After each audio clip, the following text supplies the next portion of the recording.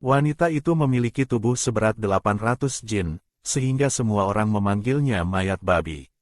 Dibuang oleh orang tuanya, keempat anggota tubuhnya dipatahkan, lalu diasingkan dari federasi. Setelah terdampar di panti asuhan, setiap hari dia tidak hanya menggantung anak-anak yatim di pohon dan mencambuk mereka, bahkan menjual beberapa anak kecil ke pedagang manusia demi uang minum. Para anak pun perlahan menghitam di bawah tekanannya. Mereka tidak hanya bersekutu dengan adik perempuan si wanita untuk membongkar kejahatannya, tapi ketika dia akhirnya dibebaskan setelah dipenjara puluhan tahun, anak-anak buas yang pernah disiksa olehnya sudah tumbuh menjadi penjahat besar yang kejam, dan membunuhnya dengan cara paling mengerikan. Adapun Baisu, yang dibakar hidup-hidup oleh adiknya, tepat masuk ke dalam tubuh wanita jahat itu. Setelah mengetahui nasib akhir tokoh utama cerita ini, Baisu langsung terpana. Untungnya baru besok para anak kecil itu bersekutu dengan sang adik untuk membongkar kejahatannya. Masih ada kesempatan untuk memperbaiki segalanya. Baisu memandangi tubuhnya yang gemuk, sepertinya masih penuh penyakit. Untungnya kemampuan bawaan yang diberikan sistem adalah penyembuhan. Makanan yang dibuat dari tangannya bisa menyembuhkan segala penyakit. Baisu lalu melirik ke sudut ruangan. Beberapa anak kecil menatapnya dengan ketakutan, wajah-wajah mereka penuh memar, dan di kepala mereka terdapat telinga berbulu yang menggemaskan. Mata Baisu langsung berbinar, ekspresi penuh sayang tersungging di wajahnya. Maka dia segera menyalakan kompor dan memasak. Mengubah nasib wanita jahat ini, dimulai dari menyembuhkan para calon penjahat kecil masa depan. Mereka sedang apa sih? Kenapa tidak mempedulikan kita? Dulu setiap kali kita dipukul baru bisa dapat makanan. Sekarang dia tidak memukul kita, apakah berarti dia tidak mau memberi kita makan lagi? Tidak bisa begitu. Si harimau kecil sedang demam, kalau tidak makan bisa mati kelaparan. Anak kecil serigala melindungi teman-temannya di belakang, sorot mata hijau menyapu ke arah perempuan itu. Dia sudah mengirim sinyal minta tolong ke bawah gunung. Petugas federasi pasti datang besok. Selama bisa membuktikan wanita ini menyiksa anak-anak, mereka bisa mengusir perempuan gendut mirip babi ini. Anak serigala kecil menenangkan teman-temannya, lalu memberanikan diri melangkah maju. Ibu kepala, cepat pukul aku saja. Kami ingin tukar sedikit makanan. Si harimau kecil sedang demam. Lalu dia memejamkan mata, bersiap menunggu pukulan dengan tampang memelas yang membuat hati luluh. Baisu mengelus kepala kecilnya, sekalian meremas-remas telinga berbulu mungilnya. Tunggu sebentar, sebentar lagi selesai. Dia dengan terampil mengambil bahan makanan dari gudang. Tiram, cuci sayuran. Anak serigala dan teman-temannya saling berpandangan, tidak mengerti apa yang sedang dia sibukkan. Tapi tak lama kemudian aroma harum yang kental mengepul dari panci. Beberapa anak kecil mana pernah mencium bubur ayam suwir tahu sutra yang begitu kaya aromanya. Langsung ngiler dan berkerumun mendekat. Bahkan si anak serigala yang biasanya waspada dan tenang pun tergoda, terus menelan ludah sambil mendekat. Di era bintang ini, ras manusia hampir tidak pernah memasak. Meski mendapat makanan, mereka hanya memakannya mentah-mentah. Paling banter daging dimasak matang saja. Keahlian memasak hampir sepenuhnya menghilang dari dunia bintang. Baisu menoleh melirik mereka sebentar, lalu menyendokkan semangkuk untuk masing-masing. Makan. Dia memang tidak punya ketahanan terhadap anak-anak. Terlebih anak-anak dengan telinga berbulu di kepala yang imut sekaligus menggemaskan. Anak serigala kecil dengan curiga mencicipi satu suap, lalu matanya langsung melebar tak percaya.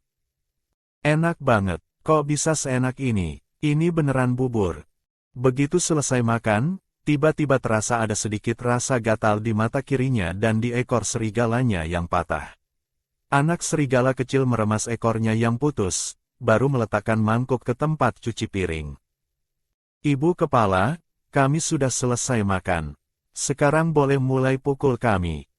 Setelah berkata begitu, ekspresi penuh harap justru muncul di wajah anak serigala kecil itu. Ayo, pukul sekeras mungkin. Besok kalau petugas federasi datang, mereka akan tahu wanita jahat ini menyiksa anak-anak. Begitu baru bisa mengusirnya pergi. Baisu melihat tatapan anak serigala kecil itu dan langsung tahu apa yang sedang direncanakan si bocah. Dia juga tidak berharap bisa mengubah citranya di benak mereka hanya dalam 1 hari. Hanya tersenyum pelan sambil mengangguk. Sudah, kalian pergi main saja. Mulai sekarang setiap hari aku akan masak makanan enak untuk kalian.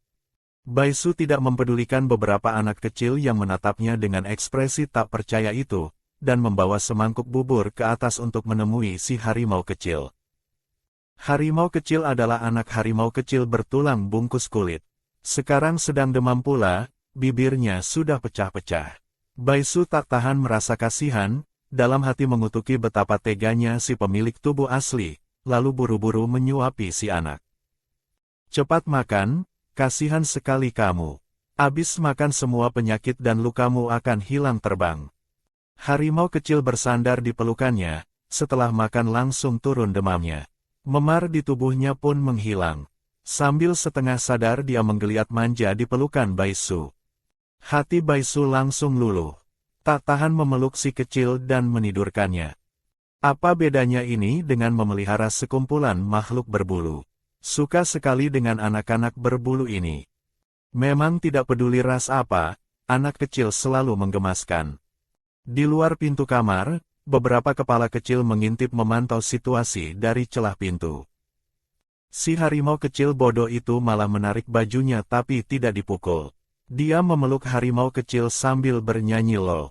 Tiba-tiba rasanya dia sangat lembut. Wah, dia benarkan, luka di tubuh harimau kecil semuanya hilang. Beberapa anak kecil menyingsing lengan baju melihat, luka di tubuh mereka sendiri pun sudah sembuh total. Anak serigala kecil menarik beberapa orang bersembunyi ke dapur. Kalian jangan terlalu polos. Pasti dia tahu rencana kita, sengaja pura-pura baik di depan para petugas itu. Kita tidak boleh begitu saja percaya padanya. Besok kita harus tetap buat dia ditangkap petugas. Si kucing kecil menggaruk kepala. Tapi luka di tubuh kita sudah sembuh semua. Kalau besok petugas datang, mereka mungkin tidak percaya kita. Mata anak serigala kecil memancarkan sorot gelap. Kalau tidak ada luka, kita buat sendiri saja. Dia langsung bertindak lebih dulu, menghantamkan lengannya ke sudut dinding. Cubit, pilin. Beberapa anak kecil ragu sejenak, lalu ikut-ikutan dengan gigitan gigi. Keesokan harinya pagi-pagi sekali, seorang betina turun dari mobil mewah. Mengikutinya dari belakang adalah seorang jantan ras serigala. Itulah adik kandung si pemilik tubuh asli, Baisue, dan salah satu tokoh utama pria, Lu Tingyan. Baisue melirik Lu Tingyan, sorot matanya menyiratkan rasa tergoda akan ketampanannya. Kolonel Lu, ini tempatnya. Aku memang tidak ingin aib keluarga tersebar luas, makanya meminta Anda datang sendiri ke sini. Sebelumnya kakak saya pernah berbuat kesalahan besar, lalu diusir dari keluarga. Siapa sangka dia malah membuka panti asuhan di sini dan menyiksa anak-anak buas. Baisue lalu menggigit bibirnya, seolah hendak bicara tapi menahan diri. Kolonel Lu, saya harap Anda bisa membantu menjaga nama baik keluarga kami. Bagaimanapun ini adalah aib yang memalukan. Lu Tingyan teringat pada Baisu, sorot matanya yang indah dipenuhi rasa jijik yang dalam.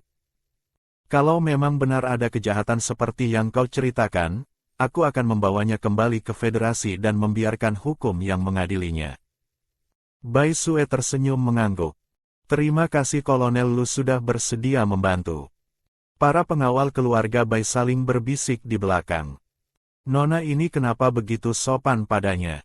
Meski Kolonel Lu dulu adalah jantan terkuat di federasi, tapi sejak terluka di medan perang, kekuatan spiritualnya sudah hancur total dan dia sudah jadi orang cacat. Bahkan posisi pemimpin pun sudah direbut orang lain. Jelas dulu Nona paling tidak suka dengan tipe orang cacat seperti ini. Tapi sejak Nona sakit demam bulan lalu, seperti jadi orang yang berbeda. Tidak hanya tidak membenci Kolonel Lu, malah sering mendatanginya. Benar-benar tidak mengerti apa yang dipikirkan Nona. Baisu baru saja menyiapkan makan siang dan menghidangkannya di meja, ketika melihat dua tamu tak diundang masuk dari pintu. Baisue melihatnya, langsung menyapanya terlebih dahulu. "Kak, aku membawa Kolonel Lu ke sini menjengukmu. Kamu tidak marah kan karena kami datang mendadak?" Baisu mendelik. "Kalau kamu takut aku marah, seharusnya kirimi aku pesan sebelum datang. Tidak perlu berpura-pura baik di sini. Sudah bau teh dari jauh." Tapi dia sudah tahu dari kemarin kalau hari ini keduanya akan datang, jadi sudah menyiapkan satu meja masakan dari tadi.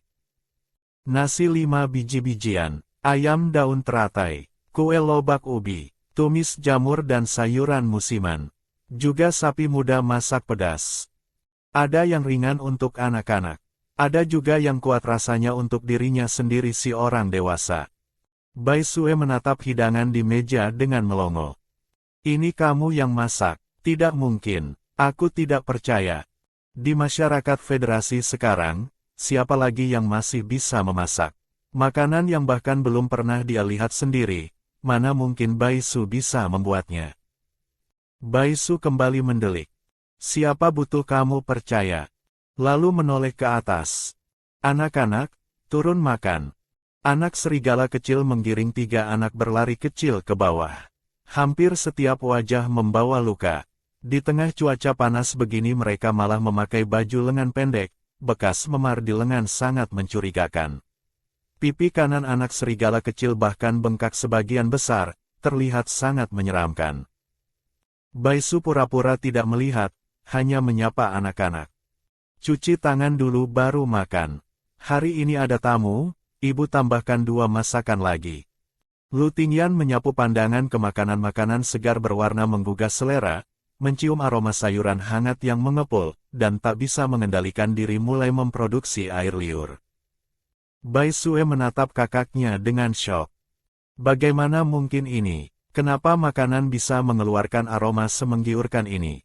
Ini sama sekali bukan aroma makanan biasa. Lu Tingyan menarik pandangannya kembali.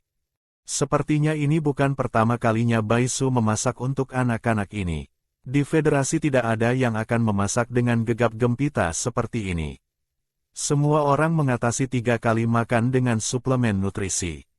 Anak serigala kecil dengan tajam merasakan perubahan emosi Lu Tingyan. Khawatir dia akan terlena oleh aksi Baisu, dia langsung menunjukkan ekspresi ketakutan sambil menatap Baisu. "Maaf, Ibu Kepala, pukul kami saja. Setiap kali kami harus dipukul dulu baru bisa dapat makanan. Kami sudah terbiasa." Hati Baisue sempat tersentak, lalu wajahnya menunjukkan ekspresi terkejut. "Kak, kamu malah menyiksa mereka. Anak-anak buas yang begitu lucu ini, bagaimana kamu tega?" Baisu tidak mempedulikan beberapa anak kecil itu, malah berkata kepada Lu Tingyan di sampingnya. "Kolonel, kalau tidak keberatan, silakan duduk dan makan bersama. Supaya adikku yang berjiwa kesatria ini tidak bilang aku tidak melayani tamu." Baisue mendelik dengan ketus. Kolonel Lu itu orang terhormat, mana mungkin mau makan barang murahan seperti ini.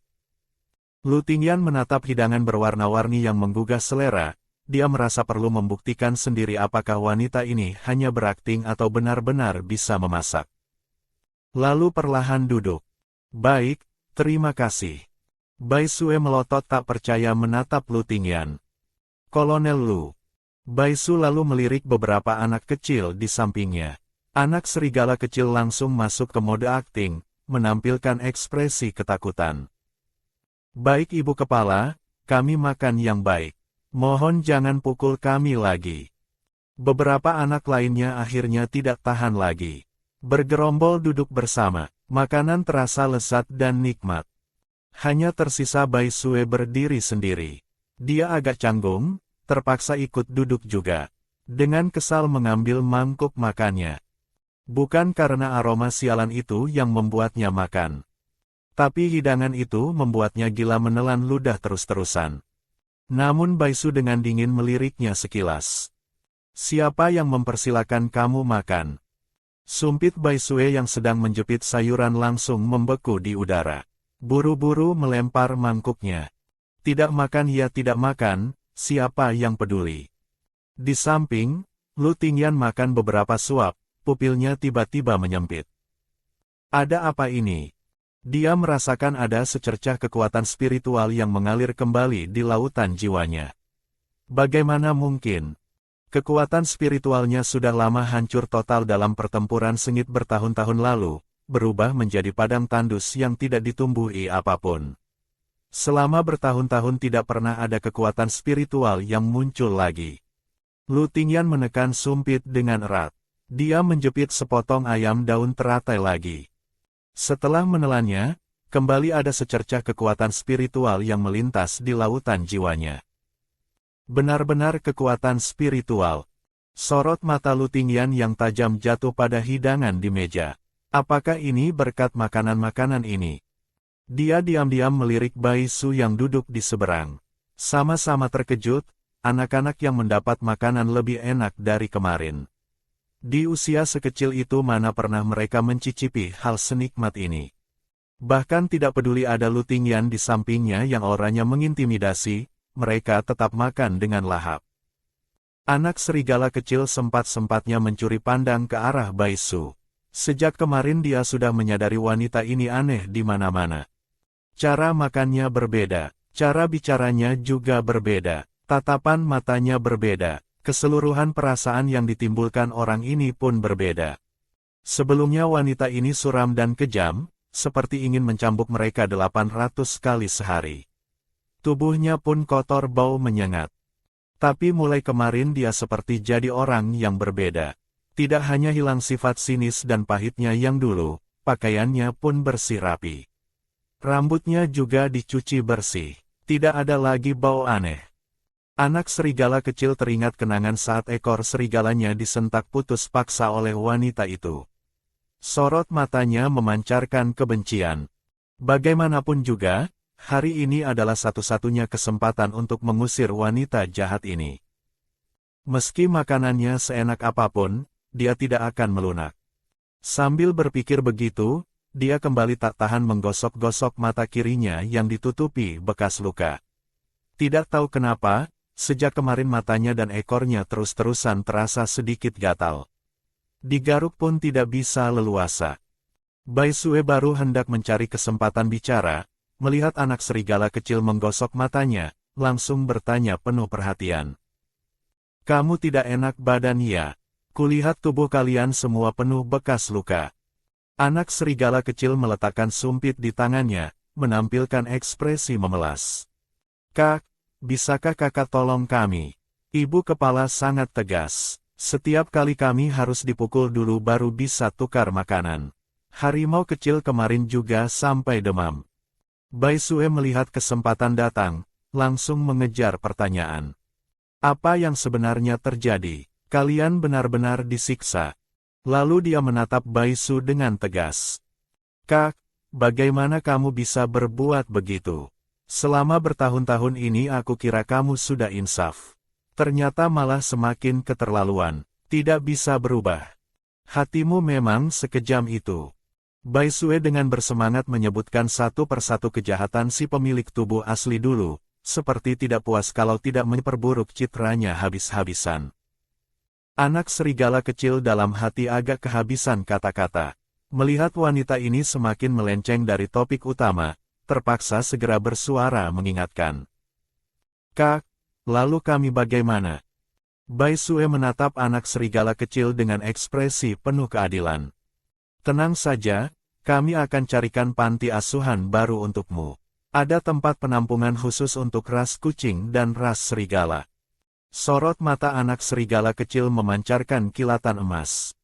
Rencananya adalah mengusir kepala panti ini, lalu mengganti dengan kepala panti yang bertanggung jawab dan baik hati. Bukan malah dipisah-pisah dan dikirim pergi.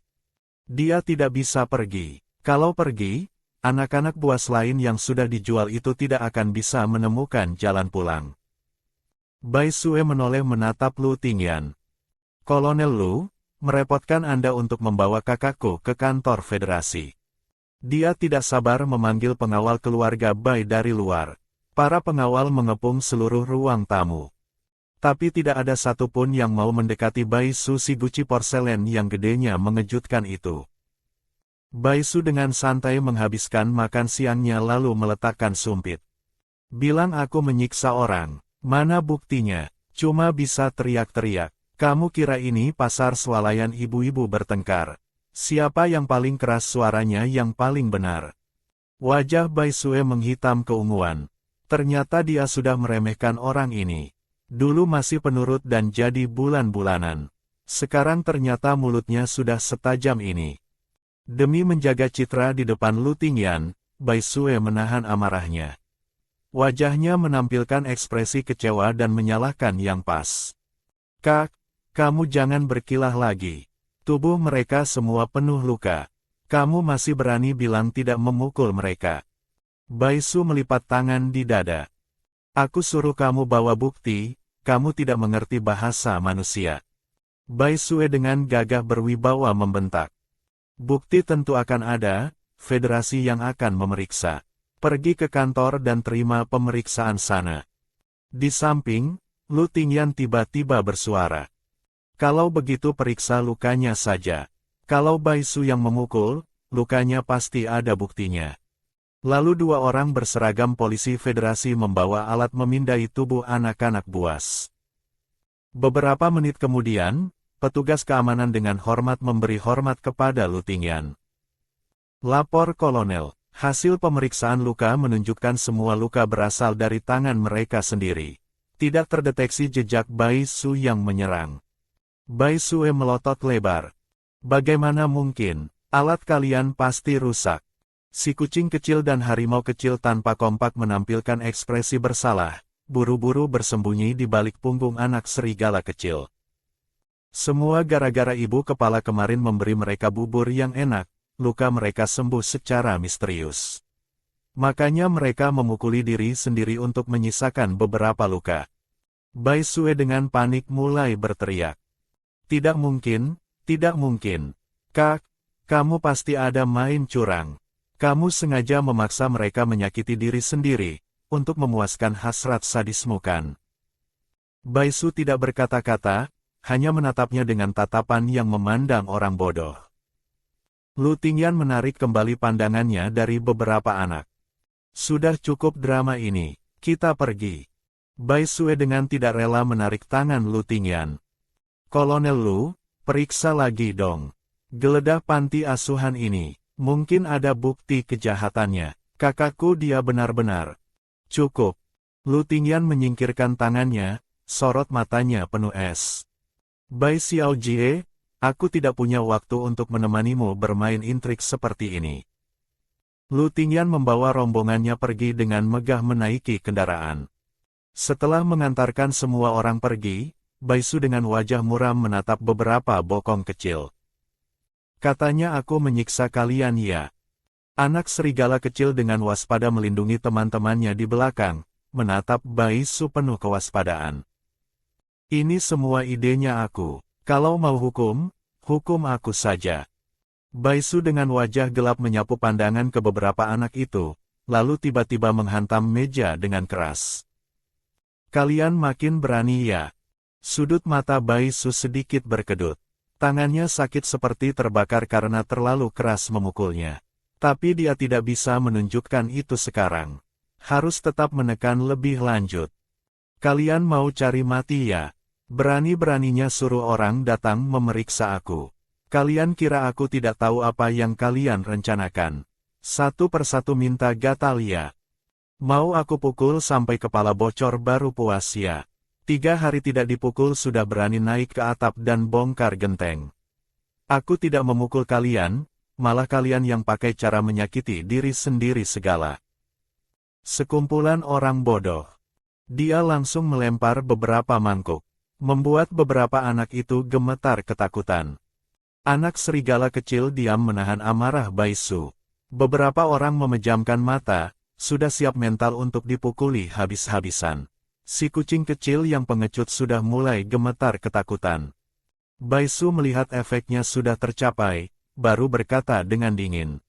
Mengingat kalian sudah membuat masalah sebesar ini untukku, hukumannya adalah hari ini cuci piring.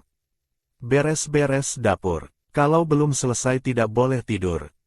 Anak serigala kecil menunggu lama, tidak menyangka hukumannya seringan itu. Dia langsung mendongak menatap Baisu, sorot matanya penuh ketidakmengertian. Anak-anak pun tidak tahan saling berpandangan. Hanya ini saja. Mereka mencuci piring, dalam hati merasa perbedaan yang sangat besar dari ekspektasi, malah justru akan lebih mudah mengubah pandangan terhadap dirinya. Anak serigala kecil melihat di dapur masih ada sisa makanan, berunding dengan si kucing kecil dan beberapa orang lainnya. Diam-diam membawa makanan kembali ke kamar untuk harimau kecil. Harimau kecil sudah jauh lebih baik, hanya masih agak batuk. Dia bertanya tentang aksi hari ini. Anak serigala kecil menggeleng pelan. Gagal. Si kucing kecil tidak tahan berbisik pelan. Sebenarnya menurutku ibu kepala sekarang sudah cukup baik loh. Tidak hanya masak makanan enak untuk kita, juga tidak pukul-pukul orang. Harimau kecil baru mau bicara, tapi anak serigala kecil sudah mendahuluinya dengan kerutan dahi dan tatapan tajam. Bodoh, itu karena dia tahu terlebih dahulu rencana kita melaporkan dia menyiksa anak buas. Dia sengaja berpura-pura saja. Si kucing kecil tidak mengerti. Tapi para orang dewasa sudah pergi. Dia juga tetap tidak memukul kita. Anak serigala kecil mendengus dingin.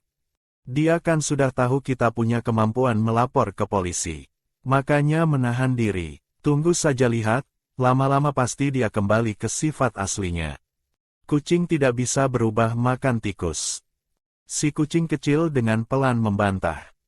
Tapi dia ras kelinci Belanda, bukan kucing. Harimau kecil tiba-tiba berkata, "Aku juga merasa ibu kepala seperti sudah jadi orang yang berbeda." Anak serigala kecil melihat mereka semua sudah terlena oleh 3 recehan dari wanita jahat itu, tak tahan kesal dan balik badan berlari keluar. Saat melewati pintu kamar Baisu, tanpa siap-siap tiba-tiba bertabrakan dengan dia yang baru membuka pintu. Dia menabrak tubuhnya tanpa punya waktu untuk menghindar. Baisu dengan cepat mencengkeram anak itu agar tidak jatuh. Anak serigala kecil seketika menegang, menatap Baisu penuh kewaspadaan. "Maaf ibu kepala."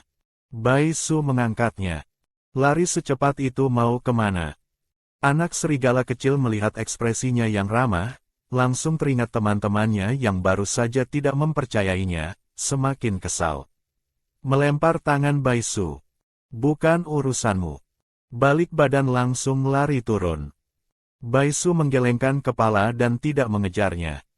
Dia menelusuri ingatan si pemilik tubuh asli, menemukan bahwa anak serigala kecil ini awalnya adalah anak serigala dengan bakat yang sangat baik.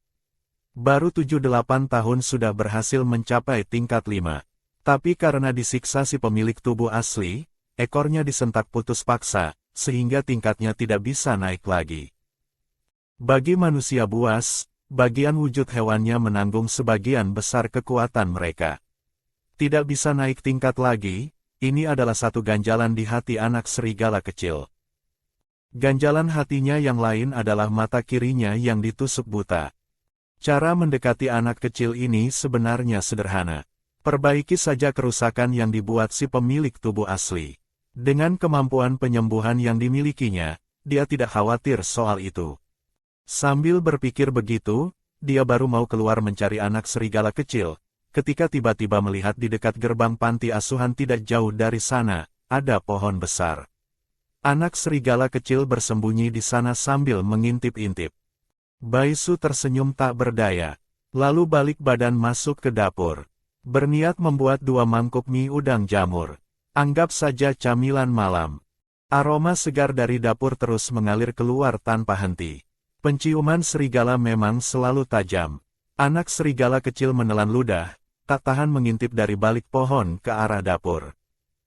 Baisu meletakkan 2 mangkuk mie di meja makan, tepat menghadap pintu. Anak serigala kecil dengan waspada langsung menyusutkan diri kembali ke balik pohon. Baisu duduk membelakanginya, menghela napas panjang dengan santai. Anak serigala kecil kok belum pulang juga. Sebentar lagi minyak melar tidak enak lagi. Suaranya tidak besar, seperti bicara sendiri. Tapi telinga anak serigala kecil yang sudah berubah wujud bergerak-gerak. Terdengar sangat jelas. Baisu juga tidak terburu-buru, hanya dengan santai memakan semangkuk mie-nya sendiri. Wangi sekali. Benar saja, belum genap 5 menit, anak serigala kecil sudah tidak tahan lagi. Dia pura-pura tidak sengaja berjalan masuk, lalu pergi ke kompor untuk mengambil air minum. Sorot mata Baisu memancarkan senyuman, dengan lembut berkata, "Akhirnya pulang, perut lapar tidak? Sini makan semangkuk mie, khusus dimasak untuk kamu buat camilan malam." Anak serigala kecil tersentak, kedua telinganya langsung berdiri tegak. Ekor serigalanya yang putus setengah mengibas-ngibas dengan girang di belakang. Haha, Baisu hampir tidak bisa menahan diri, hampir menjerit kegirangan, berlari mendekat untuk menyayanginya. Selain yang berbulu, tidak ada makhluk di dunia ini yang bisa ditolak. Anak serigala kecil tidak tahu apa yang ada di pikiran Baisu, hanya menampilkan ekspresi terpaksa. "Sayang, kalau dibuang, aku makan sedikit saja." Tapi gerakannya yang tidak sabar segera duduk, mengkhianati kata-katanya sendiri. Keesokan harinya Baisu sudah membuat rencana matang. Tugas utama sekarang adalah dulu membesarkan diri sendiri dan anak-anak kecil itu dengan baik.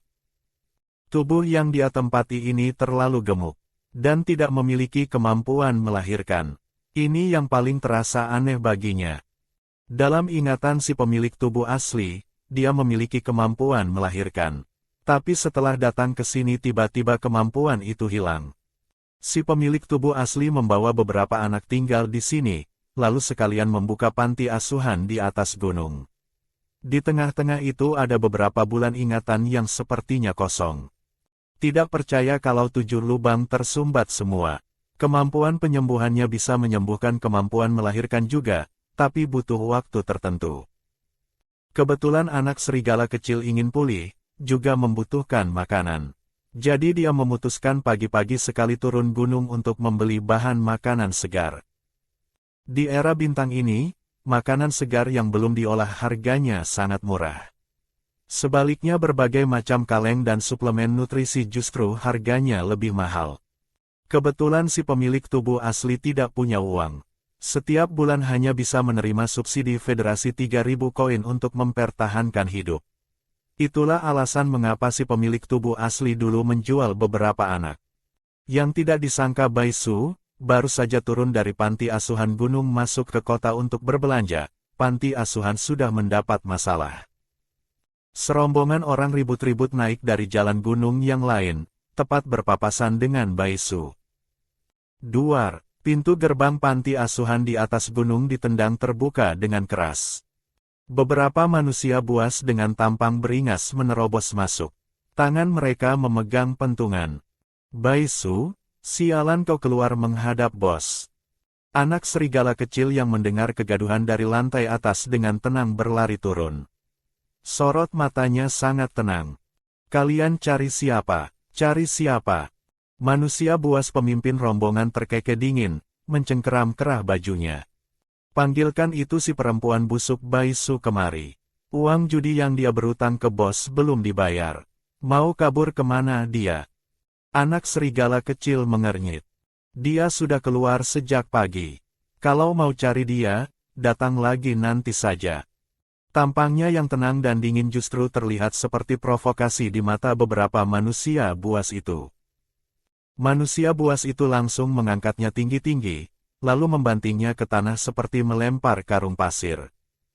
Anak serigala kecil mengerang tertahan, merasa 5 organ dalam perutnya ikut kena banting. Rasa sakit yang membuat sesak napas membuat matanya seketika gelap. Manusia buas pemimpin dengan tampang buruk menyapu pandangan ke sekeliling lingkungan panti asuhan. Geledah, barang berharga bawa pergi, yang tidak berharga hancurkan saja. Biar perempuan busuk itu tahu rasa. Manusia buas yang lain langsung semangat mendengarnya. Baik. Mereka seperti perampok, langsung menendang beberapa anak serigala kecil yang sudah meringkuk ketakutan di sudut, lalu menggeledah seluruh panti asuhan. Setelah menguras dan menghancurkan lantai 1, mereka langsung naik ke lantai 2. Si kecil rubah dan dua anak kucing ditangkap dengan dicengkeram kerah baju mereka. Para manusia buas turun dari lantai atas dengan puas. Beberapa anak buas ini bagus juga. Kulitnya putih bersih, anggota tubuh lengkap, harusnya bisa dijual dengan harga bagus. Anak serigala kecil menggigit gigi dan menerjang maju. Ini melanggar hukum, cepat lepaskan mereka. Melanggar hukum. Manusia buas pemimpin tertawa terbahak. Wang Biao di kawasan pinggiran kota sini, akulah hukumnya. Orang cacat kecil berani melawan bos. Dengan jijik menendang anak serigala kecil menjauh. Tubuh anak serigala kecil yang kurus kering berguling beberapa kali, menghantam keras ke sudut dinding. Dari hidung dan mulutnya menyembur darah segar, terlihat sangat mengenaskan. Anak-anak kecil menangis ketakutan. Kak serigala kecil jangan urus kami lagi. Tolong lepaskan kami, orang jahat. Wang Biao mencibir. Sambil menusukkan tongkat ke perut beberapa anak kecil. Kalau kepala panti kalian berutang padaku, tidak punya uang untuk bayar tentu saja gunakan kalian sebagai gantinya. Lagi pula ini bukan pertama kalinya dia melakukan ini. Saudara-saudara, ayo jalan. Jual anak-anak ini, malam ini kita makan-makan besar. Anak serigala kecil berusaha merangkak berdiri dengan susah payah. Darah menyembur dari mulutnya menggenang di lantai. Dia menatap anak-anak kecil yang ada di tangan para manusia buas itu dengan sorot mata suram dan menyeramkan. Tapi dia terlalu lemah sampai sekuat tenaga pun tidak bisa melawan. Terlalu lemah sampai dia justru mengharapkan wanita itu cepat pulang menyelamatkan mereka. Anak serigala kecil tidak bisa bertahan lagi. Langsung pingsan di tempat. Baisu kembali saat makan siang. Yang dia temukan adalah pemandangan porak-poranda. Dan tubuh anak serigala kecil yang tergeletak di genangan darah. Baisu langsung matanya gelap hampir jatuh pingsan. Tanpa peduli kotor atau tidak, Baisu langsung merebus air, mencampurnya dengan air mineral hangat dan menyuapinya ke anak serigala kecil. Setelah melihat luka di tubuhnya berangsur membaik baru bisa bernafas lega. Untung air rebusan juga punya kemampuan penyembuhan. Anak serigala kecil perlahan membuka mata, melihat si perempuan gemuk yang sangat dekat dengannya. Baru tahu kamu pulang. Si harimau kecil dan yang lainnya sudah diculik sebagai jaminan hutang. Sekarang kamu puas. Baisu dengan cepat menyadari situasinya. Siapa yang melakukan ini? Kamu kenal. Anak serigala kecil geram ingin membunuhnya, dengan susah payah menahan amarah. Aku tidak tahu siapa mereka. Hanya tahu salah satunya bernama Wang Biao. Baisu mengusut ingatan si pemilik tubuh asli dan kira-kira sudah tahu siapa orangnya. Mengangkat tangan kanannya, menggunakan gelang pintar di tangannya untuk melapor ke polisi terlebih dahulu, baru menenangkan diri lagi. Manusia buas semua berkomunikasi lewat gelang otak pintar di tangan kiri. Gelang jantan dan betina berbeda. Meski dia betina yang diasingkan, saat menerima panggilan darurat darinya, Federasi tetap akan memprioritaskan penanganannya. Sorot mata Baisu memancarkan ketajaman yang dalam. Ikut aku pergi. Petugas Federasi butuh waktu 1 putaran untuk tiba. Kita ke sana dulu untuk mencegatnya. Berani-beraninya sentuh makhluk berbuluku. Biar badan gemukku ini menindih dia sampai gepeng. Saat keduanya tiba di pelabuhan, Wang Biao sedang bernegosiasi dengan beberapa awak kapal. Beberapa anak kecil dikurung di dalam kandang, meringkuk jadi satu dengan wajah pucat pasi. Anak serigala kecil mengernyit khawatir. Bagaimana ini? Baisu langsung menyingsing lengan baju. Bagaimana gimana? Langsung hajar saja. Anak serigala kecil belum sempat bereaksi, Baisu sudah menerobos maju. Tahan. Baisu menghadang di depan beberapa anak kecil itu. Dasar Wang Biao, berani-beraninya kamu jual beli anak buas. Menjual anak-anakku, kamu sudah minta izin aku. Wang Biao melihat dia datang, tertawa mengejek. Lari kemana kamu? Malah menyerahkan diri sendiri ya. Berutang pada bos tapi mau kabur. Beberapa anak buas ini masih belum cukup untuk melunasi utangmu. Baisu mati-matian memeluk kandang. Ini anakku, Wang Biao, kalau kamu berani sentuh mereka, aku jadikan kamu kue daging gepeng 800 jin. Sambil memberi kode mata pada anak serigala kecil, dia menyingsing lengan baju maju mencengkeram wajah Wang Biao, tampil layaknya perempuan berandal. Anak serigala kecil memanfaatkan kekacauan itu untuk menerobos dan melepaskan tali tambang di kandang, menyelamatkan beberapa anak kecil. Wang Biao melihat anak-anak buas mau kabur, dengan marah mendorong Baisu ke tanah. Minggir! Baisu, kamu perempuan gila mau apa? Kamu ini bukannya sudah biasa menjualnya, dari mana kamu dapat uang kalau tidak jual anak buas? Baisu mengguling-gulingkan diri di tanah menghalangi jalan mereka. Pokoknya tidak mau, anak-anak ini adalah nyawa-nyawaku. Jangan kalian berani macam-macam dengan mereka. Beberapa manusia buas itu bertubuh tinggi besar. Bukannya tidak bisa mengalahkan dia, tapi segan karena dia adalah betina. Tidak berani bertindak.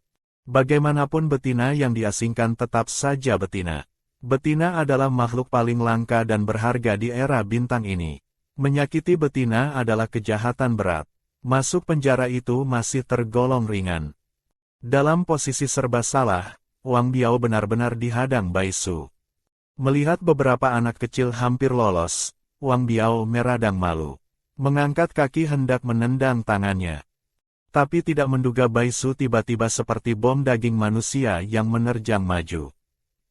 Tendangan Wang Biao itu tepat mendarat di dadanya. Baisu terpental ke belakang dengan keras.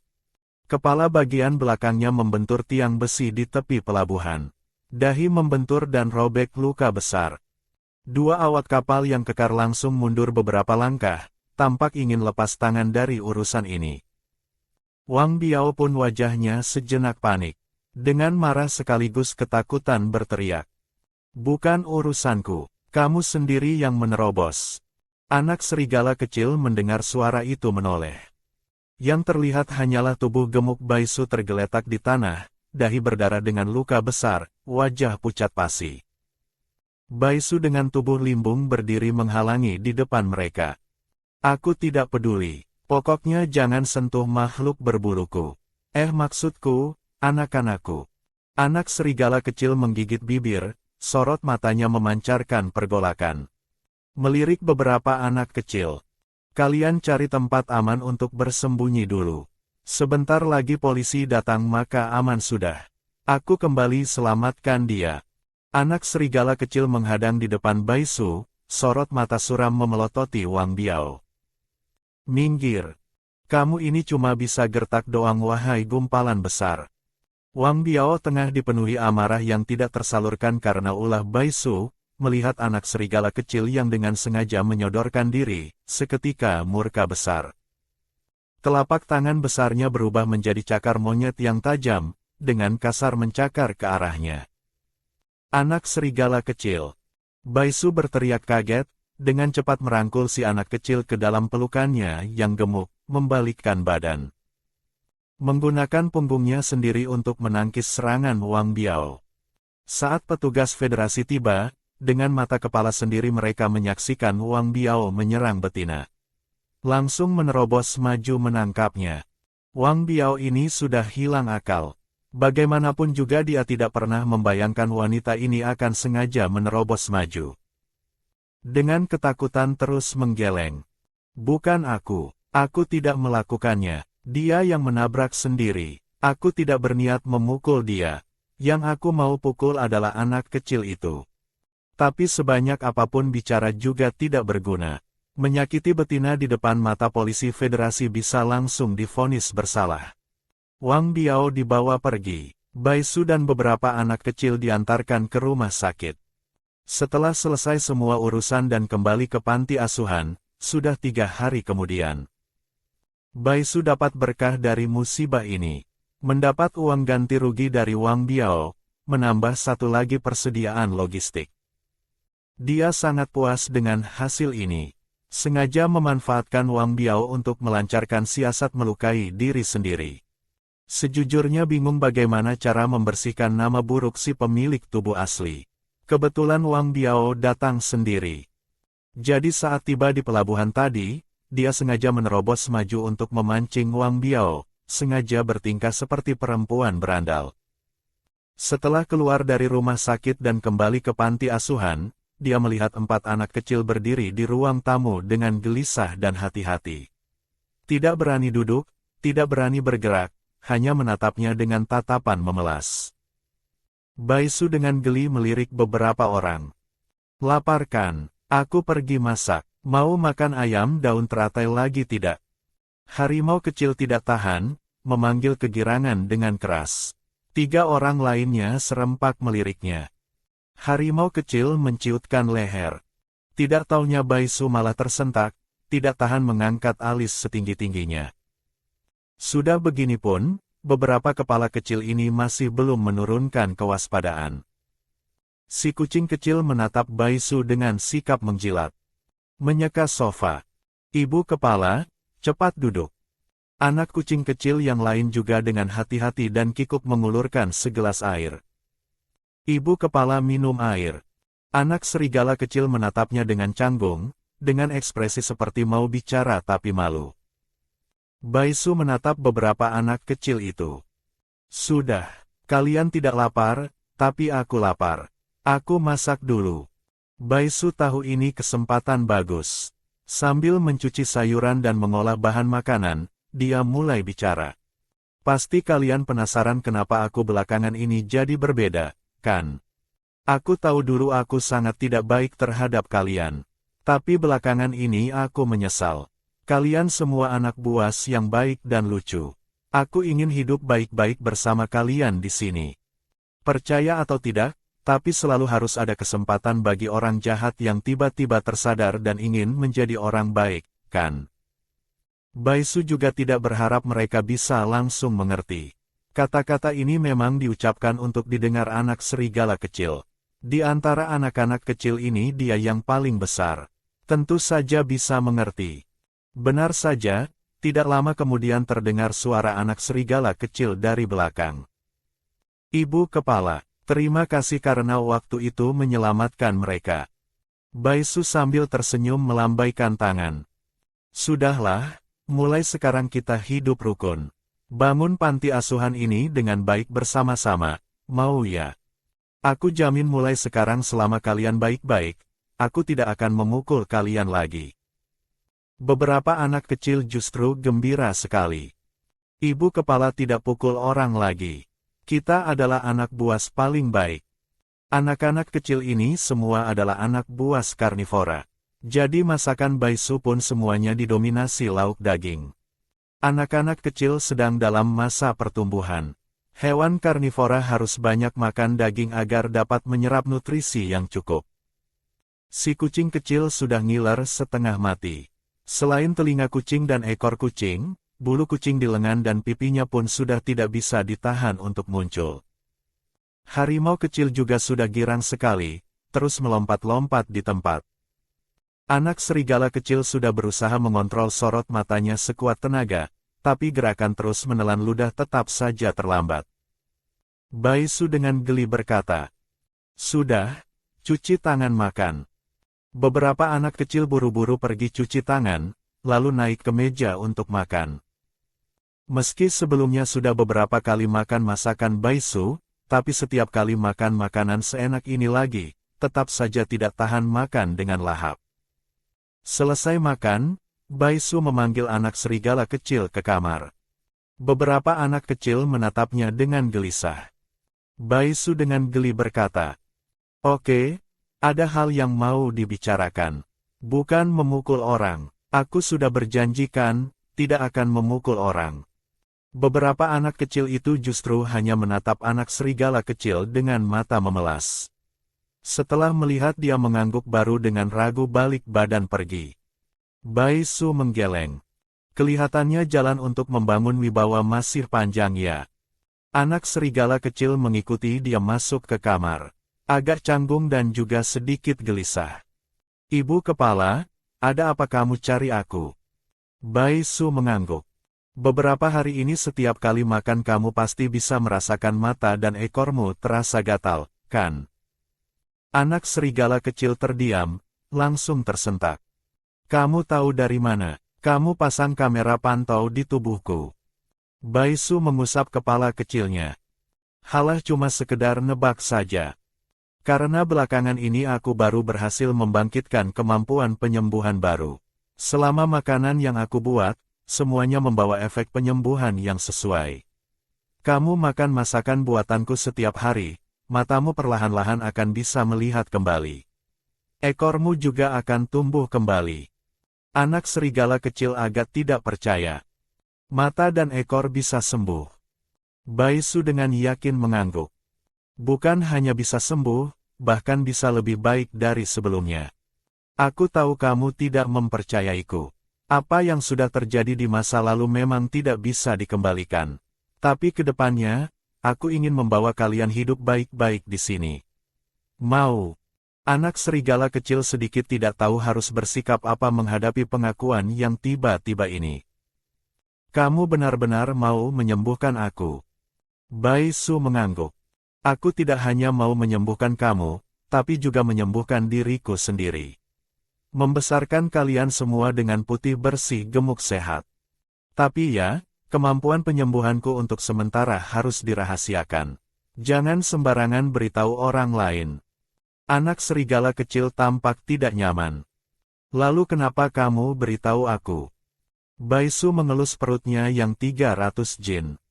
Karena di antara anak-anak ini, kamu yang paling tua, paling cerdas, paling bertanggung jawab, paling berpengaruh. 4 pujian berturut-turut membuat ekor anak serigala kecil yang putus pun terangkat. Wajah mudanya seketika tidak bisa menyembunyikan rasa tidak nyaman. Telinga serigala di atas kepalanya pun bergerak-gerak. Mengerti, aku akan jaga rahasiamu. Baisu tersenyum menatapnya. Kalau begitu kita buat satu perjanjian lagi. Aku bantu sembuhkan lukamu, kamu maafkan aku. Kita bersama-sama melindungi anak-anak di sini. Membangun rumah yang hangat. Anak serigala kecil bertemu pandang dengan matanya yang penuh senyum, setelah beberapa saat akhirnya mengangguk. Baik, harus ditepati. Baisu menghembuskan napas lega. Satu kata satu perbuatan. Mulai dari sini si anak serigala kecil resmi menjadi Bai Xiaolang nomor 1. Keesokan harinya, sebuah berita mengejutkan tiba-tiba menjadi trending teratas. Pemimpin serigala salju terkuat Federasi dahulu kala, manusia buas tingkat 9 Lu Tingyan, kekuatan spiritualnya tiba-tiba pulih sedikit. Perlu diketahui, dahulu Kolonel Lu adalah manusia buas terkuat di Federasi. Dengan dia sebagai penjaga, manusia buas dari negara-negara lain tidak berani menyerang Federasi. Tapi sejak pertempuran 4 tahun lalu, kekuatan spiritual Kolonel Lu hancur. Setelah dia turun tahta menyerahkan posisinya, Federasi semakin hari semakin merosot. Saat berita ini tersebar, Lu Tingyan sedang di kantor divisi militer menyelesaikan pekerjaan. Setelah turun jabatan dia terus mengelola pertahanan kota dan urusan-urusan sepele di Federasi. Saat itu pintu kantor tiba-tiba didorong terbuka. Manusia buas serigala salju bermata kacang hijau menerobos masuk. Lu Yanhua terkekeh mengejek, dengan santai melempar jaket luarnya ke meja kerja. Abang, kamu setiap hari mengurung diri di kantor ini, nyaman betul ya? Lu Tingyan dengan wajah dingin. Aku sedang sibuk, kalau ada urusan, langsung saja bicara. Lu Yanhua mendecak. Pura-pura keren apa? Kalau bukan ayahku yang baik hati mempertahankan posisimu di divisi militer, kamu kira masih bisa duduk santai di kantor. Seorang manusia buas cacat tanpa kekuatan spiritual, matanya pun sudah buta sebelah. Memenuhi kebutuhan hidup sendiri pun bermasalah. Masih harus bergantung pada ayahku untuk bisa dapat pekerjaan. Setiap bulan cuma menghasilkan beberapa puluh ribu upah. Lu Tingyan sudah terbiasa dengan semua ini. Hanya menunduk fokus mengerjakan pekerjaannya. Malas menanggapi. Lu Yanhua mendecak 2 kali dengan sangat tidak senang. Langsung merebut dokumen dari tangannya. Plak, menamparkannya ke wajahnya. Kamu betul-betul masih mengira dirimu adalah pemimpin federasi dahulu ya? Berlaga di depan tuan muda ini memangnya kamu sangat hebat. Ini cuma pekerjaan kantoran yang mengurus hal-hal sepele di federasi, masih merasa diri paling keren. Wajah Lu Tingyan memerah terkena tamparan. Wajahnya terasa panas perih, tidak tahan memejamkan mata sebentar. Lalu mengambil dokumen itu dan terus mengerjakan pekerjaannya. Lu Yanhua meludah dengan kasar. Tiba-tiba mendekat dengan kasar mencengkeram kerah baju Lu Tingyan. Dengan sikap menghina menepuk-nepuk wajahnya. Wajahmu satu-satunya yang masih lumayan tampan. Ayahku sudah mencarikan tempat yang bagus untukmu. Kamu juga sudah 30-an. Sudah waktunya dapat betina. Kebetulan Zulijia suaminya baru meninggal. Kamu bisa jadi suami sekamarnya. Di era bintang ini betina sangat langka. Demi kelangsungan manusia buas, setiap betina di federasi boleh secara sah memiliki 7 jantan. Ada 7 jantan yang bersama-sama bekerja keras membesarkan betina. Tapi orang seperti Lu Tingyan yang bahkan memenuhi kebutuhan hidupnya sendiri pun tidak bisa, sama sekali tidak punya kemampuan untuk membesarkan betina. Juga tidak bisa berkontribusi untuk keluarga. Bahkan jika ada betina yang mau menikah dan menerima dia, setelah dia masuk ke keluarga betina itu, dia akan tetap dikucilkan dan direndahkan oleh jantan-jantan lain. Lu Tingyan tidak berkata-kata. Di atas meja, di dokumen yang terbuka terlihat jelas isinya. Dokumen itu adalah permohonan yang dikirim oleh Dinas Tata Kota kawasan pinggiran. Meminta panti asuhan di atas gunung untuk dimasukkan ke dalam wilayah kota. Lampiran permohonannya juga meliputi serangkaian pengajuan renovasi bangunan, perbaikan rumah, dan lain-lain. Dia menatap tangannya sendiri. Telapak tangannya tidak menunjukkan fluktuasi kekuatan spiritual apapun. Tapi saat di panti asuhan atas gunung itu kemarin, perasaan yang dia rasakan tidak mungkin salah. Itu adalah kekuatan spiritual yang baru mulai bersemi. Dia sangat perlu pergi ke sana sekali lagi. Di sudut lorong di luar kantor, Lu Yanhua belum pergi jauh. Sedang merendahkan suara menelpon seseorang.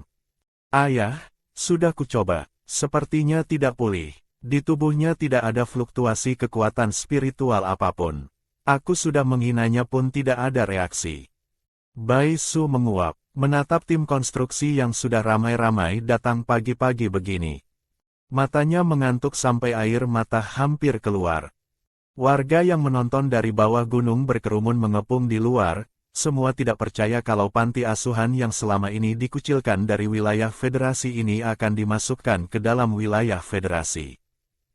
Katanya karena ada seorang betina yang terluka di sini, jadi federasi mau memperketat pengawasan di kawasan ini.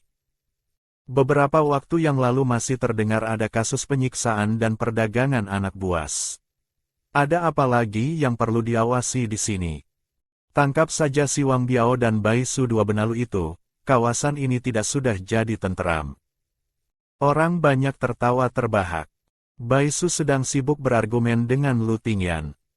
Kamu membawa orang ke sini untuk konstruksi selama ini, aku masih harus urus makan mereka juga. Asisten Lu Tingyan mengangguk. Iya Nona Bai, karena panti asuhan di atas gunung transportasinya tidak mudah, tim konstruksi di sini agak kesulitan untuk urusan makan. Bai Su tertawa kesal. Kamu tahu tidak betapa susahnya memasak untuk begitu banyak orang yang berjubel begini. Aku bukan juru masak kalian. Dan bukan aku yang meminta-minta kalian datang untuk konstruksi. Kalian tidak usah bangun kalau mau. Sana pergi. Asisten agak terpana, belum pernah melihat betina sekasar ini. Dalam bayangannya, para betina semuanya adalah bunga-bunga dalam rumah kaca yang dibesarkan dengan penuh perhatian. Bicaranya pelan lembut, sifatnya juga lembut. Bukan betina di depannya ini yang gemuk, bersuara keras, kasar, langsung, dan galak. Asisten dengan kesulitan melirik atasannya, lalu dengan terpaksa kembali bernegosiasi. Kalau begitu tidak bisa juga, kamu hanya perlu urus makan kolonel Lu saja. Bisa. Para pekerja ini aku carikan solusi lain. Baisu menatap Lu Tingyan dari atas ke bawah dengan tatapan penuh kewaspadaan dan kesal. Makan di sini harus bayar. Aku harus membesarkan anak-anak. Mana ada uang untuk membiarkan kolonelmu makan gratisan. Asisten sudah hampir meneteskan keringat. Meski bosnya ini adalah bangsawan yang sudah jatuh, di divisi militer pun tertindas. Tapi betapapun sengsaranya belum pernah sampai diomeli dan direndahkan orang biasa seperti ini. Dia sedang ragu-ragu memikirkan bagaimana cara mengatasinya, ketika terdengar suara Lu Tingyan yang dalam dan dingin. Bisa. Baisu masih mau cari celah lebih. Lagi pula kamu tidak boleh masuk ke panti asuhan untuk makan. Bawa wadah makanan sendiri kemari. Aku kasih kamu beberapa porsi. Kamu pergi cari tempat sendiri untuk makan di luar. Asisten yang berdiri di samping pun tidak tahan kesal. Betina ini sungguh keterlaluan. Ini tidak sama dengan mengusir pengemis. Baisu dengan sangat percaya diri melipat tangan di dada. Mau makan ya makan, tidak mau ya pergi. Sorot mata Lu Tingyan menggelap sedikit. Baik. Asisten menatap atasannya dengan syok. Betina kecil ini, betina yang diasingkan ini, meski sebentar lagi sudah tidak lagi jadi orang terbuang. Tapi juga hanyalah rakyat biasa saja. Kenapa kolonel mau membiarkan diri sendiri dipermalukan begini? Baisu baru merasa puas, balik badan kembali ke panti asuhan. Menutup pintu gerbang lalu mencari Bai Xiaolang. Kolonel Lu ini akan datang memantau konstruksi belakangan ini. Bai Xiaolang, nanti kamu yang antar jemput makanannya. Bai Xiaolang adalah nama yang diberikannya untuk anak serigala kecil itu. Sebelumnya si pemilik tubuh asli untuk merendahkannya, memaksa semua orang memanggilnya si anjing kecil. Karena ingin benar-benar melepaskan diri dari masa lalu, tentu harus ganti panggilannya sekalian. Bai Xiaolang mengangguk, lanjut makan dengan kepala menunduk. Setelah tahu kalau makan bisa menyembuhkan lukanya, dia menjadi orang yang paling rajin makan dan paling banyak makannya di seluruh panti asuhan. Setelah kembali ke kamarnya dan berbaring di tempat tidur, sorot mata Baisu justru sangat jernih. Lu Tingyan sudah kena jebakan. Sudah tahu dia pasti akan datang. Orang yang pernah menduduki posisi tinggi, mana mungkin rela selamanya menjadi orang cacat. Tapi Baisu bisa merasakan rasa benci Lu Tingyan kepadanya. Padahal dalam ingatan si pemilik tubuh asli, dia tidak pernah punya urusan apapun dengan Lu Tingyan sepanjang hidupnya. Rasa bencinya itu datang tanpa alasan yang jelas. Satu-satunya alasan yang bisa terpikirkan adalah di 1 tahun ingatan yang hilang itu, ada sesuatu yang terjadi di antara mereka. Baisu paling benci menanggung dosa orang lain. Apa yang sebenarnya terjadi dulu, harus dia cari tahu sampai jelas. Terik matahari menyengat. Pekerjaan renovasi panti asuhan cukup rumit. Lu Tingyan duduk di bawah pohon, ekspresinya menyebalkan sekaligus sangat berkesan kehadirannya. Baisu membawa sebotol air berjalan mendekat. Ini. Lu Tingyan melirik sebentar botol di tangannya. Menarik pandangannya kembali. Tidak perlu. Baisu melihat dia sudah hampir dehidrasi tapi masih bergaya. Tidak tahan sudut mulutnya sedikit berkedut. Meneroboskan botol air itu ke tangannya. Ini untukmu, terserah kamu minum atau tidak. Tidak disangka Lu Tingyan tiba-tiba reaksinya sangat besar. Langsung menepis botol air di tangannya, sekalian menyibak tangannya. Jangan sentuh aku. Baisu terkejut. Kamu lebay amat. Wajah Lu Tingyan pucat pasi, tiba-tiba berbalik, bersandar di pohon dan muntah. Baisu terbelalak sampai mulutnya bisa masuk seekor gajah. Segambelan ini kamu. Lu Tingyan pun menyadari dirinya sudah agak kehilangan kendali. Dengan sopan menjaga jarak dari Baisu. Mohon Nona Bai tidak sembarangan menyentuh aku. Terima kasih. Baisu juga tidak bisa mengendalikan dirinya mau menangis. Kamu sudah sebenci itu padaku ya, kalau begitu jangan makan masakanku. Sorot mata Lu Tingyan memancarkan kabut tipis, menatapnya dengan mengejek. Kenapa aku membencimu? Dalam hati kamu sendiri tidak ada sedikit pun yang sadar. Bai Su meliriknya. Percaya atau tidak, aku sekarang sudah berubah jadi orang baru. Aku harap kamu tidak terus menggunakan hal-hal di masa lalu untuk menilai aku yang sekarang. Lu Tingyan seperti mendengar lelucon yang sangat lucu, sorot matanya tiba-tiba diselimuti badai. Tapi tidak lama kemudian dia sudah tenang kembali. Intinya, mohon Nona Bai tidak sembarangan menyentuh aku. Bai Su tidak berhasil mendapat informasi apapun, sorot matanya memancarkan kekecewaan. Minum air dulu sebentar istirahat. Semuanya air es. Bai Su sambil bersemangat menyambut para pekerja, sambil tersenyum cerah membagi-bagikan air ke semua orang. Tatapan Lu Tingyan dari belakang terasa sangat mengusik. Dia sudah berusaha keras baru bisa menyembunyikan rasa rendah diri dalam hatinya. Lu Tingyan masih menatap sosok punggungnya dengan melamun. Asisten tidak tahu sejak kapan sudah berdiri di sampingnya, melihat ekspresinya itu tidak tahan tertawa geli dalam hati. Nona Bai memang berbeda dari betina-betina lain. Aku belum pernah melihat betina yang begitu lepas dan alami seperti ini. Benar-benar terus terang dan bersemangat. Lu Tingyan dengan tidak senang mendecak dan menoleh meliriknya. Lalu berbalik sambil membawa air ke bawah gunung. Asisten tidak mengerti memandangi punggangnya. Apa yang aku ucapkan salah ya? Wakil Komandan Lu Tingyan, Yodel, dengan simpati menepuk bahunya. Kamu datang terlambat jadi tidak tahu. Kolonel kita paling membenci nona besar keluarga Bai yang diasingkan ini. Kamu ini ibarat main harimau tapi malah kena cakaran sendiri. Asisten terbelalak. Tapi kolonel kita kenapa malah mendatangi untuk makan masakannya? Dan juga selalu melamun menatap ke arah nona Bai. Aku tadinya kira kolonel ada ketertarikan pada betina cantik itu. Yodel mengangkat bahu. Jangan coba-coba menebak pikiran kolonel. Asisten tiba-tiba menyadari sesuatu. Aku tadinya pikir betina ini berbeda dari betina-betina lainnya. Sekarang kelihatannya juga sama saja tidak ada bedanya. Sama seperti betina-betina lain yang memandang rendah kolonel kita. Ih. Yodel meliriknya tanpa ekspresi. Baru sadar. Tengah hari, Bai Su seperti biasa memasak beberapa lauk daging, dilengkapi sedikit sayuran. Lu Tingyan benar-benar memberikan uang makan kepadanya. 3.000 koin sehari, lebih dari cukup untuk anak-anak makan daging sampai kenyang. Dengan bahan makanan yang melimpah dia pun semakin bersemangat memasak. Tengah hari memasak beberapa ekor ikan bakar bumbu kecap, telur puyuh semur kentang sapi. Secara khusus meracik bumbu hotpot gaya Sichuan, diletakkan di kompor dan diaduk sampai aromanya menguar kemana-mana.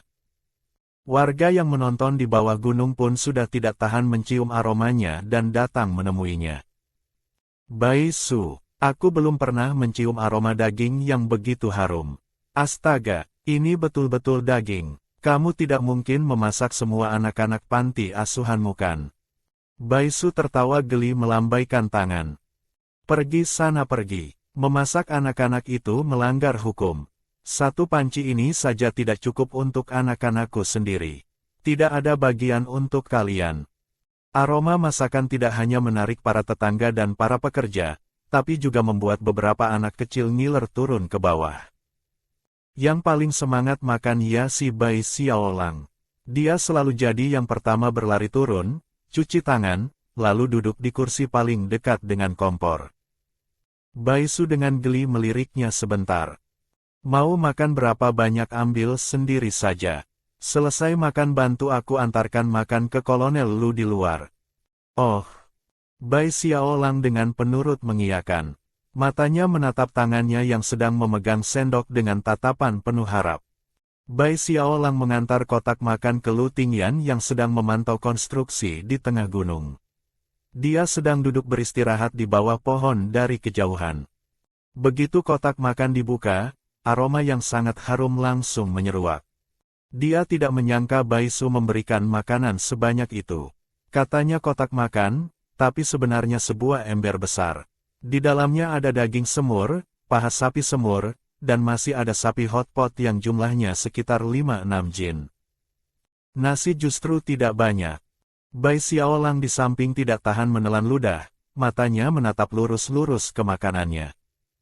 Lu Tingyan memperhatikan sorot matanya, tapi tidak berkata apa-apa. Kalau dulu, mungkin dia akan memberikan sedikit makanan untuk si bocah kecil. Tapi sekarang berbeda, dia sangat membutuhkan makanan ini untuk mengobati lukanya. Satu kali makan, kekuatan spiritualnya memang benar-benar samar-samar menunjukkan tanda-tanda kebangkitan. Tanah tandus yang retak-retak itu, perlahan mulai menunjukkan tanda-tanda kelembaban. Selesai makan, Bai Xiaolang mengambil kotak makan. Besok aku akan datang lagi antarkan makan untukmu. Berjalan keluar beberapa langkah, anak serigala kecil itu tiba-tiba berbalik. Wajahnya murung menatapnya. Lu Tingyan mengangkat alis. Masih ada urusan. Bai Xiaolang dengan wajah serius. Aku tidak peduli kamu punya maksud apa, yang memaksamu makan makanan ibu kepalaku. Tapi aku harap kamu bisa menutup mulut. Jangan coba-coba punya pikiran macam-macam terhadapnya. Lu Tingyan baru pertama kali dalam hidupnya diancam bocah kecil. Dia menatap anak buas kecil ini, sedikit terkejut.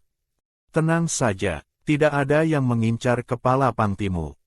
Malam hari, setelah makan malam, Bai Su ganti pakaian olahraga yang ringan dan keluar jalan-jalan.